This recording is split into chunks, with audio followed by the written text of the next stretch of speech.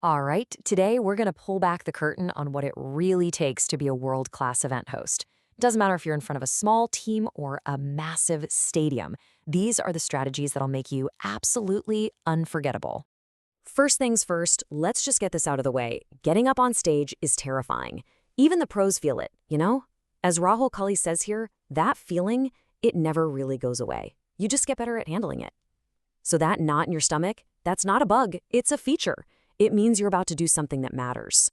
But here's the thing. If you can push through that fear, the payoff is just massive. When you nail it, you're not just some person with a microphone. You become the architect of a shared memory, creating this amazing connection that people will talk about long after they've gone home.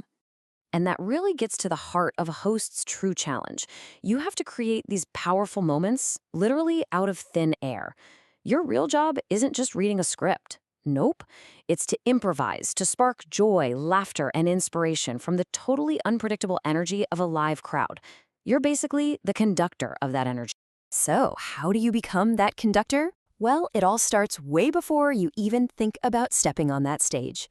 A great performance is built on a solid foundation of prep work. And this is the first, and honestly, the most important step. You've got to know your room. The very first piece of that foundation is researching your audience. You absolutely have to know who you're talking to. Think about it. A killer joke about your terrible boss might get huge laughs in a corporate setting, but it's going to completely bomb with a room full of students. So tailoring your material, that's not optional. It's everything. Okay, research is one thing, but the next step, this is, and I'm not kidding, by far your most important skill, learning to read the room in real time. It's more important than being funny. It's more important than being polished. It's all about feeling the vibe and being able to pivot at a moment's notice. So how do you do that? Well, there are a couple of key tactics. First, use the power of surprise. Do something unexpected to wake everyone up and pull their focus right back to you. Second, be smart about who you interact with. Choose people who look engaged and ready to play along. That way, you're boosting the energy in the room, not killing it. And all of this, every single move you make, it all boils down to this one simple rule. Your goal is to entertain, not to make anyone uncomfortable. Every decision you make on that stage should be about creating a positive, fun experience for everyone, period. Okay, so you've done your homework. Now it's time to step into the arena. This next part is all about what to do when you're actually live, under the lights, and anything can happen. It's about mastering the moment. So let's talk about every host's nightmare. You're in your flow, everything's going great, and then someone from the crowd starts heckling you. What do? How do you handle it? Don't panic. There's actually a simple 3-step plan for this, and it's all about psychology. Step 1, just ignore them. Seriously, hecklers crave attention. Don't give it to them. If they keep going, move to step 2. Politely ask them to stop for the sake of everyone else's experience. And if that still doesn't work, step 3, have a pre-planned, witty one-liner to shut it down. The goal isn't to bully them. It's just to end the disruption and get back to the show. And in moments like that, or really any unexpected moment, your calm is your superpower. When you stay composed, you stay in control. It lets you handle anything, a heckler, a tech failure, you name it, with total grace and authority. This quote just nails the mindset you need to have. You should be the one surprising the audience, not the other way around.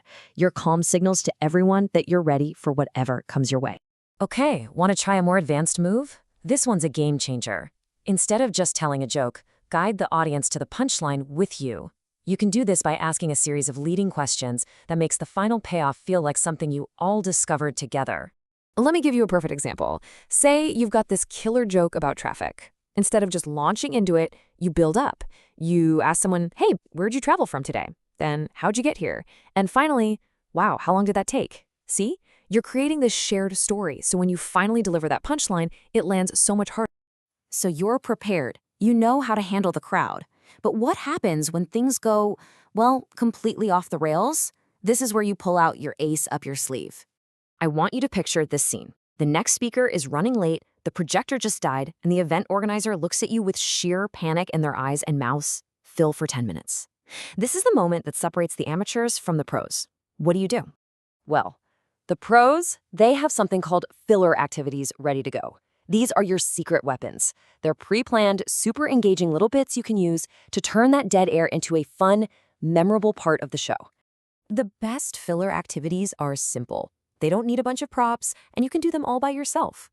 For instance, you could have a quick game of Two Truths and a Lie ready to go, maybe about the city you're in. It's interactive, it's fun, and it can easily eat up 5 or 10 minutes. It's your professional safety net. All right, let's wrap this up and put a bow on it. We've gone through the whole journey from being a nervous speaker to becoming a confident, professional host. Let's recap the path. Your journey to nailing it really comes down to these 3 pillars. First, the foundation. Do your homework. Second, the arena. Master your skills when you're live on stage. And third, the contingency. Always, always have a backup plan. And look, I just want to put this into perspective for you. The expert who developed these techniques, it took them 8 years of trial and error to learn all this stuff. You just got the entire playbook in the last few minutes. That's a serious head start.